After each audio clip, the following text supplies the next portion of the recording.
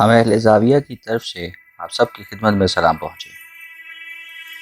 ہم زاویہ کے اپنے پروگراموں میں اس سے پہلے بھی دعا کے حوالے سے گفتگو کرتے رہے ہیں۔ یہ اتنا طویل موضوع ہے کہ اختتام پذیر ہو ہی نہیں سکتا۔ اس سے قبل جب اس پروگرام میں دعا کے حوالے سے بات ہوئی تو اس کے بعد بہت سے لوگ اس موضوع پہ بحث و مباحثہ کرتے رہے اور مجھ سے بھی بار بار پوچھا گیا۔ میں اس کا کوئی ایسا ماہر تو نہیں ہوں اور نہ ہی دعا کے حقیقی اسرار سے مجھے آشنائی ہے، لیکن ایک عام شخص کے طور پر مجھے یہ تو معلوم ہی ہے کہ دعا کی کوئی اہمیت ہوتی ہے۔ بدقسمتی سے اگر اچانک بیٹھے بیٹھے یا راہ چلتے ہم پر کوئی آفتاب آن پڑے تو ہم سے پہلے کہ ہم کوئی تدبیر یا اس کے حل کے لیے ترکیب لڑائیں، ہمارے منہ سے فوراً دعا نکلتی ہے کہ اے اللہ ایسا کر دے۔ خواتین و حضرات، میں سمجھتا ہوں کہ یہ انداز بھی کوئی غلط نہیں ہے۔ خدا سے محبت اور اس پر یقین کا یہ بھی ایک انداز ہے کہ ہم ناگہانی صورتحال میں اسے ہی یاد کرتے ہیں، چاہے خوشی یا خوشحالی میں نہ یاد کریں۔ فرض کریں کہ ہم نے شیشہ پکڑا ہوا ہو اور وہ ہمارے ہاتھ سے اچانک گرنے لگے تو جو بھی پاس کھڑا ہوا ہوگا وہ ضرور کہے گا اللہ ہے۔ اس کے بعد ڈانٹ ڈپٹ کرے گا کہ اندھا ہے، سنبھال کر اور مضبوطی سے کیوں نہیں پکڑا، وغیرہ وغیرہ۔ گزشتہ پروگرام میں میں نے ایک تجویز پیش کی تھی کہ دعا کو بجائے اس کے کہ ہم زبانی مانگیں، کسی کاغذ پر لکھ لیا جائے اور اسے ایک عرضی کی صورت میں لکھ کر رکھ لیا جائے تو بھی ایک اچھا انداز ہے۔ میرے سوچنے کی ایک وجہ یہ تھی کہ پوری نماز میں یا عبادت میں ہم جب دعا کے مقام پر پہنچتے ہیں تو ہم بہت تیزی میں ہوتے ہیں اور بڑے اتاولے ہو کر دعا مانگتے ہیں۔ ایک پاؤں جوتے میں ہوتا ہے اور ایک زمین پر ہم دعا مانگ کر چلتے بنتے ہیں۔ اس طرح وہ تعلق اور رشتہ جو خدا اور اس کے انسان کا دعا سے قائم ہوتا ہے وہ قائم نہیں ہو پاتا۔ ہمارے ایک بابا نے ایک ترکیب سوچی تھی کہ دعا مانگتے وقت آدمی پورے خشوع خضوع کے ساتھ، پوری توجہ اور مکمل توجہ کے ساتھ دعا کی طرف توجہ دے اور جو اس کا نفس مضمون ہو اس کو ذہن میں اتار کر اسے تکلم میں ڈھال کر آگے چلائے اور اس طرح سے اس بارگاہ میں عاجزی سے دعا مانگے کہ انسان کے اپنے دل کو بھی علم ہو کہ وہ واقعی دعا مانگ رہا ہے۔ دعا اور انسان کا آپس میں بڑا پرانا اور گہرا تعلق ہے۔ میرے ایک دوست نے انہوں نے بتایا کہ اس نے دعا کاغذ پر لکھنے کی بجائے ایک اور کام کیا۔ میرے اس دوست کا نام افضل صاحب ہے۔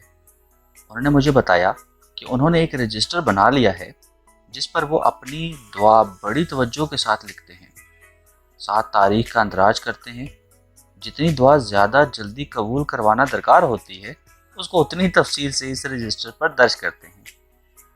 وہ دعا کو مختلف رنگوں میں دیدہ زیب انداز میں لکھتے ہیں اور کوشش کرتے ہیں کہ اس دعا کو لکھتے وقت اپنے اوپر وہی کیفیت طاری کریں کہ اس ہستی کو بھا جائے جسے دعا کی جا رہی ہے۔ افضل صاحب کے اس رجسٹر بنانے کا بڑا فائدہ تھا۔ وہ ان کا تعلق اپنی ذات، اپنے اللہ کے ساتھ بڑا جڑا ہوا تھا۔ اکثر و بیشتر ہم شکایت کرتے کہ جی بڑی دعائیں مانگی تھی، قبول نہیں ہوئی، اور جی ہماری تو دعائیں پوری۔ خواتین و حضرات، دعا کا طریقہ بھی ایسے ہی ہے جیسے نلکا گیڑ کر پانی نکالنے کا ہے۔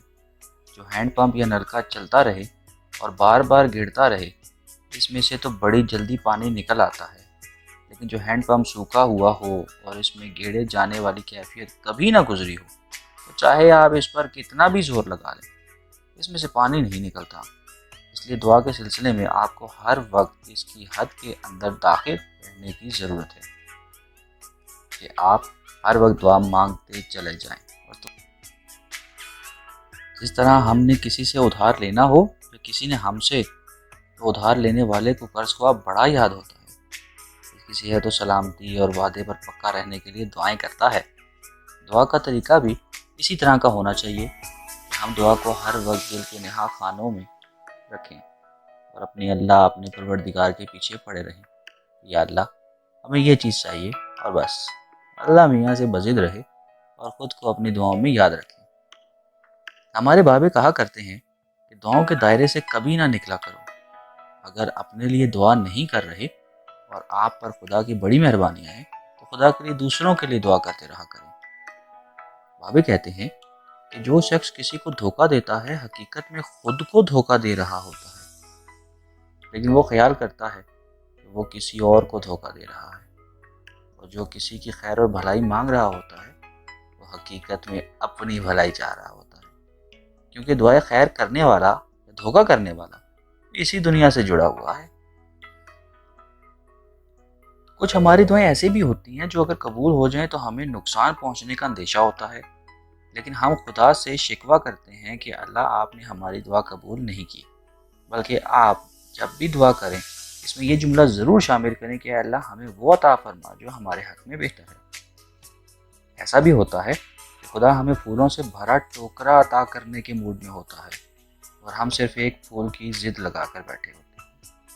آپ نے گلی میں شام کو گزرنے والے ان فقیروں کو صدا لگاتے ضرور سنا ہوگا، کل عالم دا بھلا، کل عالم دی خیر۔ یہ انداز دعا ہے جو سب سے بھلا ہے، کیونکہ کل عالم میں آپ بھی شامل ہیں۔ ہم بھی ایسے ہیں کہ پھولوں کے ٹوکرے کو ٹھوکر مارتے ہوئے ایک پھول کے پیچھے بھاگ رہے ہوتے ہیں۔ اپنی دعا میں اللہ تعالیٰ کی رحمت کی شمولیت کا تقاضا ضرور کریں۔ دعا کریں کہ اے اللہ میرا کچھ تقاضا بشری ہے، مجھے فلاں چیز چاہیے، لیکن اس میں آپ کی رحمت بھی شامل حال ہونی چاہیے، اور دعا کی قبولیت اس انداز میں ہو کہ وہ آس پاس کے لوگوں کو بھی پسند ہو۔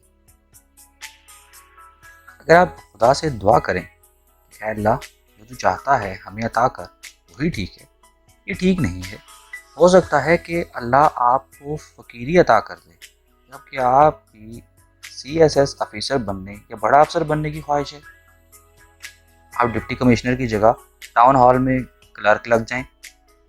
اللہ سے یہ دعا کریں کہ اے اللہ مجھے ڈپٹی کمشنر بھی بنا دے، اور پھر ویسا نیک بھی بنا دے کہ رہتی دنیا تک لوگ مجھے یاد رکھیں۔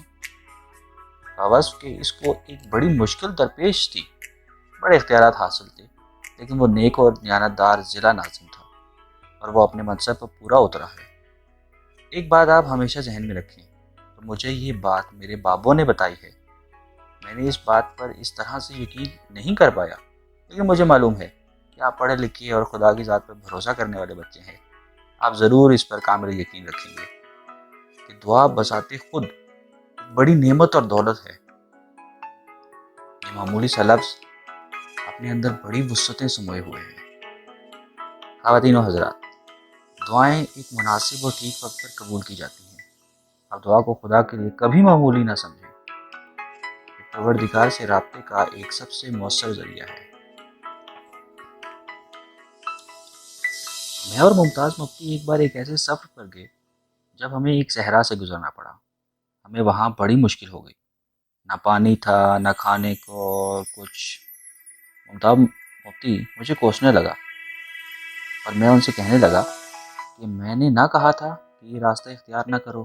بہرحال ہم چلتے گئے اور اس جانب چلے جس طرف دور ایک جھونپڑی ہمیں نظر آ رہی تھی۔ ہم تھکے ہارے اس جھونپڑی میں پہنچے تو وہاں ایک سندھی ٹوپی پہنے، کندھوں پر شال ڈالے ایک بڑی عمر کے شخص بیٹھے تھے۔ ان کی خستہ حالی تو ہم پر عیاں ہو ہی رہی تھی، لیکن ان میں ایک عجیب طرح کا اعتماد تھا۔ ہمیں دیکھ کر بہت خوش ہوئے، دبا دبا کر گلے ملے، کنستر سے پانی کا لوٹا بھرا، ہمارے منہ ہاتھ دھلائے۔ ان کی جھونپڑی میں ایک صف سی بچھی ہوئی تھی، اس پر ہمیں ایسا بٹھایا کہ جیسے وہ ہمارا انتظار۔ ہم نے ان سے کہا کہ بڑے میاں آپ اس بیابان میں کیسے رہ رہے ہیں؟ وہ بولے کہ کیا خدا نے اپنی مخلوق سے رزق کا وعدہ نہیں کر رکھا؟ ہم نے یک زبان ہو کر کہا ہاں کر رکھا ہے۔ ہم نے ان سے دریافت کیا کہ آپ کا ذریعہ معاش کیا ہے؟ وہ کہنے لگا کہ اس کے خیال میں اس کا ذریعہ معاش ایک دوسرا آدمی ہے۔ میں ہر نماز کے وقت اٹھتے بیٹھتے اپنے پروردگار سے یہ دعا کرتا ہوں کہ اے میرے رب مجھے کبھی اس کیفیت میں نہ رکھنا کہ میں اکیلا کسی وقت کھانا کھاؤں۔ اب مجھ پر اپنی رحمت کرنا، اور جب بھی کھانے کا وقت ہو تو دوسرا تیسرا بندہ بھی ہو جس کے ساتھ بیٹھ کر کھانا کھاؤں۔ اس نے بتایا کہ اسے یاد نہیں پڑتا کہ کبھی اس نے اکیلے کھانا کھایا ہو۔ کھانے کے وقت کوئی نہ کوئی انسان ضرور آ جاتا ہے۔ آج کھانے کا وقت نکلا جا رہا تھا اور میں پریشان تھا کہ آج میں اکیلا کھانا کیسے کھاؤں گا۔ اس نے 2-3 سوکھی سی روٹیاں نکالی، گھڑے کا پانی لایا اور کھانا شروع کر دیا۔ میں نے ممتاز مفتی کو کونی ماری کہ سودا نکالو۔ ہم نے چلتے وقت بھنے ہوئے چنے رکھ لیے تھے، کہ وہ وقت ضرورت کام آئیں گے۔ اس نے روٹیاں نکالیں، ہم نے چنے نکالے اور سب نے مزے سے باتیں کرتے کرتے کھانا کھایا۔ خواتین و حضرات، آپ یقین کریں کہ اس کھانے میں ایک روٹی بچ گئی اور ہمارے چنے بھی کافی سارے بچ گئے اور ہم سیر شکم ہو گئے۔ اس شخص نے بتایا کہ یہاں سے شہر زیادہ دور نہیں ہے، چند کوس کے فاصلے پر ہے۔ یہاں سے اونٹ چلانے والوں کا قافلہ گزرتے ہیں، آپ ان کے ساتھ شہر چلے جائیے۔ ہم نے اپنے باقی چنے وہیں چھوڑ دیے اور ایک قافلے کے ساتھ شہر پہنچ گئے۔ یہ بھی ایک دعا تھی۔ ہو سکتا ہے کہ کسی دوسرے کے رزق کے باعث اس شخص کو بھی کھانا میسر ہوتا ہو۔ ممتاز مفتی مجھ سے کہنے لگا کہ یہ شخص بڑا سیانہ ہے، کسی کے لیے دعا مانگتا ہے اور کھانا خود مزے سے کھاتا ہے، اور ہم بس اپنے لیے ہی دعا کرتے ہیں، پھر بھی بھوکے مرتے ہیں۔